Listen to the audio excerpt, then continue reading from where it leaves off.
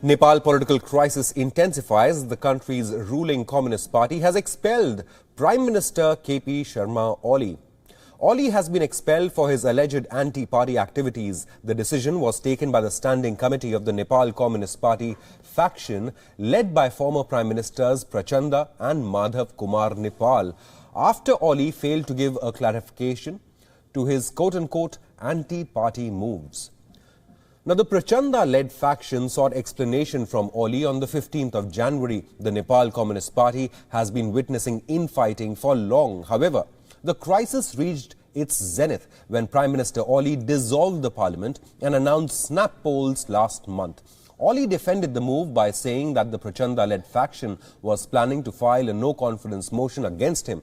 The Prachanda faction in turn said that the decision to dissolve the parliament was unconstitutional. The move has been challenged in Nepal's Supreme Court. The political turmoil in the Himalayan kingdom also witnessed growing Chinese interference.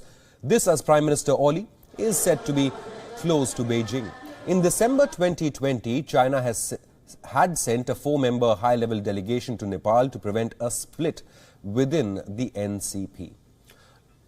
For more on this, we are being joined by WION's principal diplomatic correspondent, Siddhant Sibal. Siddhant, what remains to be seen is whether the National Communist Party or the Nepal Communist Party will stay together heading into the polls. Now, with the rival faction expelling the Prime Minister itself, it doesn't seem so. It seems the NCP is truly heading for a split.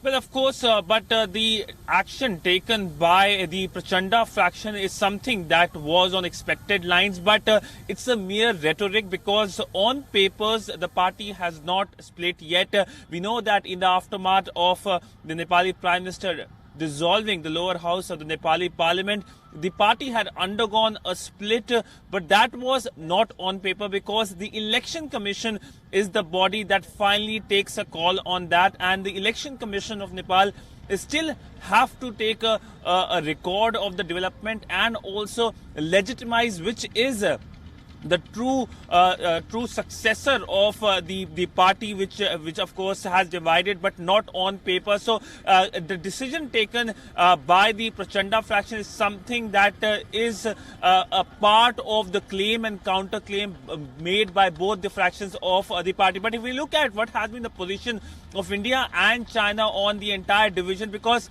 we know that China never wanted the division to take place. Remember, the Nepal Communist Party, which is of course the erstwhile Nepal Communist Party, is the largest communist party of South Asia and one of the largest communist party of Asia, and the Chinese obviously wanted the party to stick together. We know that after dissolution of the parliament, the Chinese had sent a high-level delegation led by a vice minister, but that of course did not help the situation on the ground. But if you look at India's position has been of non-interference. In fact, we know that India has been not taking any side, whether it is Prachanda faction or Oli faction. So much so, when the Nepali foreign minister was here in Delhi earlier in the month, there was no meeting with the Prime Minister. One of the primary reasons was that India did not want to take sides in the internal dispute of Nepal. Siddhant Sibal, thank you so much for joining us and getting us all the latest on the political crisis in Nepal. Siddhant, very quickly, when are we expecting Nepal to head to polls?